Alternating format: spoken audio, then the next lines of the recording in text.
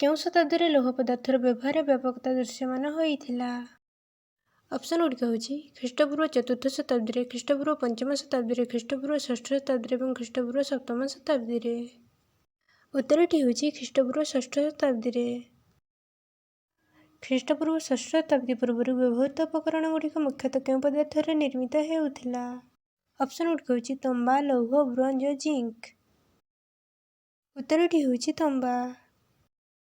ଭାରତର କେଉଁ ଅଞ୍ଚଳରେ ସର୍ବପ୍ରଥମେ ଲୌହ ପଦାର୍ଥ ବ୍ୟବହାର କରାଯାଇଥିଲା? ଅପସନ୍ ଗୁଡ଼ିକ ହେଉଛି ପୂର୍ବ ଭାରତ, ପଶ୍ଚିମ ଭାରତ, ଉତ୍ତର ଭାରତ ଓ ଦକ୍ଷିଣ ଭାରତ।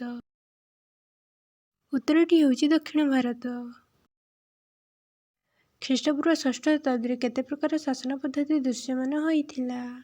ଅପସନ୍ ଗୁଡ଼ିକ ହେଉଛି 2 ପ୍ରକାର, 3 ପ୍ରକାର, 4 ପ୍ରକାର ଓ 5 ପ୍ରକାର। ଉତ୍ତରଟି ହେଉଛି 2 ପ୍ରକାର। ଖ୍ରୀଷ୍ଟପୂର୍ବ 6ଠ ଶତାବ୍ଦୀରେ 2 ପ୍ରକାର ଶାସନ ପଦ୍ଧତି ଦୃଶ୍ୟମାନ ହୋଇଥିଲା ଯଥା ଗଣ ବା ସଂଘ ଓ ରାଜ୍ୟ ବା କିଙ୍ଗଡମ୍।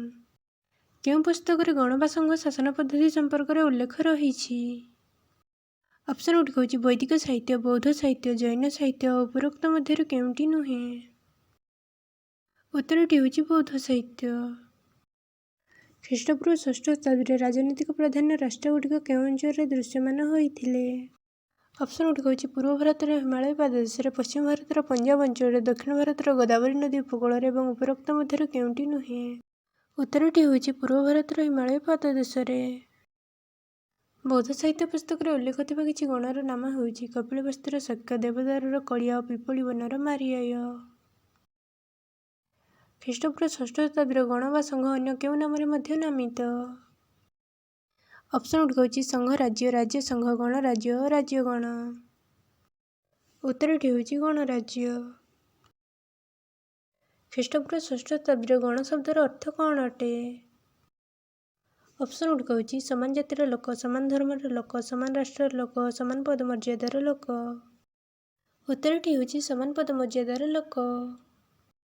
ଖ୍ରୀଷ୍ଟପୂର୍ବ 6ଠ ଶତାବ୍ଦୀର ଗଣ କାହିଁକି ବୈଦିକ ଦର୍ଶନ ଶାସ୍ତ୍ରକୁ ଗ୍ରହଣ କରୁନଥିଲେ? ଅପସନ୍ ଗୁଡ଼ିକ ହେଉଛି ବ୍ୟୟସାଧ୍ୟ ଯଜ୍ଞ ଯୋଗୁଁ, କଠୋର ଜାତି ବ୍ୟବସ୍ଥା ଯୋଗୁଁ, କ୍ଷତ୍ରିୟକୁ ଦ୍ୱିତୀୟ ଉଚ୍ଚ ବର୍ଣ୍ଣର ମାନ୍ୟତା ମିଳିଥିବା ଯୋଗୁଁ, ଉପରୋକ୍ତ ମଧ୍ୟରୁ କେଉଁଟି ନୁହେଁ?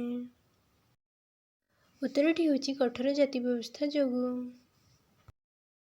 ଖ୍ରୀଷ୍ଟପୂର୍ବ 6ଠ ଶତାବ୍ଦୀରେ କେଉଁ ଦର୍ଶନ ଶାସ୍ତ୍ର ଅଧିକ ଲୋକପ୍ରିୟ ହୋଇଥିଲା? ଅପସନ୍ ଗୁଡ଼ିକ ହେଉଛି ବୈଦିକ ଦର୍ଶନ ଶାସ୍ତ୍ର, ବୌଦ୍ଧ ଦର୍ଶନ ଶାସ୍ତ୍ର, ଜୈନ ଦର୍ଶନ ଶାସ୍ତ୍ର, ଉଭୟ ବୌଦ୍ଧ ଓ ଜୈନ ଦର୍ଶନ ଶାସ୍ତ୍ର। ଉତ୍ତରଟି ହେଉଛି ଉଭୟ ବୌଦ୍ଧ ଓ ଜୈନ ଦର୍ଶନ ଶାସ୍ତ୍ର।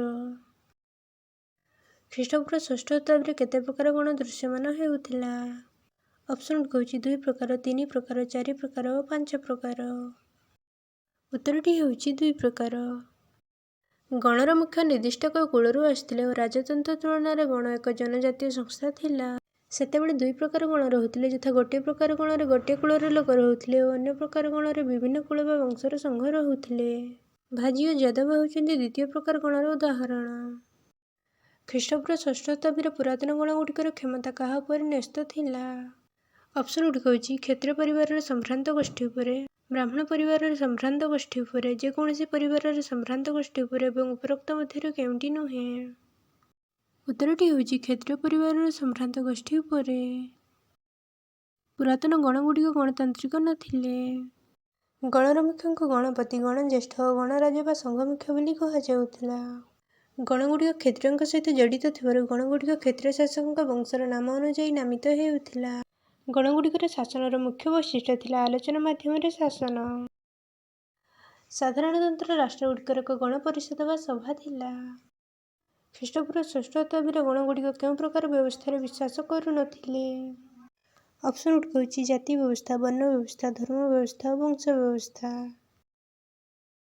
ଉତ୍ତରଟି ହେଉଛି ବର୍ଣ୍ଣ ବ୍ୟବସ୍ଥା। ଖ୍ରୀଷ୍ଟପୂର୍ବ 6ଠ ଶତାବ୍ଦୀର ଗଣର ମୁଖ୍ୟଙ୍କୁ କ'ଣ କୁହାଯାଉଥିଲା? ଅପସନ୍ ଗୁଡ଼ିକ ହେଉଛି ରାଜନ୍, ରାଜା, ମହାରାଜା ଓ ରାଜାଧିରାଜ। ଉତ୍ତରଟି ହେଉଛି ରାଜା। ଗଣରାଷ୍ଟ୍ରର ଭୂମିର ମାଲିକାନା ଗୋଟିଏ ବଂଶ ପାଖରେ ରହୁଥିଲା ଏବଂ ନିଯୁକ୍ତ ଶ୍ରମିକ ଓ ଦାସ ଏଥିରେ କାର୍ଯ୍ୟ କରୁଥିଲେ। ରାଜ୍ୟ ଶାସନ ବା କିଙ୍ଗଡମ୍ ତୁଳନାରେ ଗଣ ବା ସଂଘ କ୍ଷୁଦ୍ର ଭୌଗୋଳିକ କ୍ଷେତ୍ରରେ ଶାସନ କରୁଥିଲେ।